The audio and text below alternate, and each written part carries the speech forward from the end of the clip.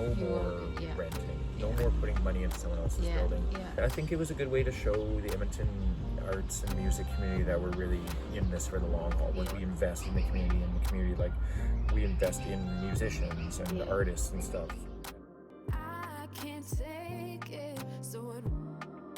Hey, I like to start up a live music venue. It's like, oh, you want a restaurant? It's like, no, we don't do food. Like, and it's like, oh, you want a nightclub? It's like, no, we want all ages. Like, we're not a bar. We had to go in as a restaurant, even though like we're clearly not a restaurant. You know, during the whole opening up of the Aviary and fighting with the city so much, it was going to be, I said, when I'm settled, I am going to fight the city and get this live music business license. So it will help a lot of people moving forward. It will, so they don't have to do what I had to do with the Aviary, which was like took me 2 years to open that place. I know COVID really rocked a lot of people. A lot of bands couldn't practice together. When bands don't practice together, you kind of lose that fire. So bands break up. A lot of people, rent is expensive now, more expensive than it ever has been, and same with like studio space and jam spaces and stuff. I think a lot of people are doing little smaller acts and solo acts and electronic music, singing to backing tracks and stuff. Like people are doing a lot more like home recordings and whatnot.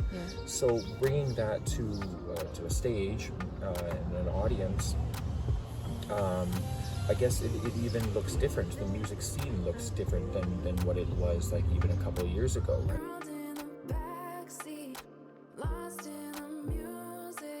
If it was up to me to plan programming and plan all these things like that, I'll shape it to the way that I want, and that's not what everybody wants. So being a blank slate, I can bring everyone in. So I think I just really need to be very conscious of the customer's demands and what people want. So I've always been adaptable, for sure. I need to listen and see what people are doing and follow the trends. I've asked some people with Edmonton Arts Council and stuff like that if there's anything for me, and turns out there's not. So I haven't seen anything from the city.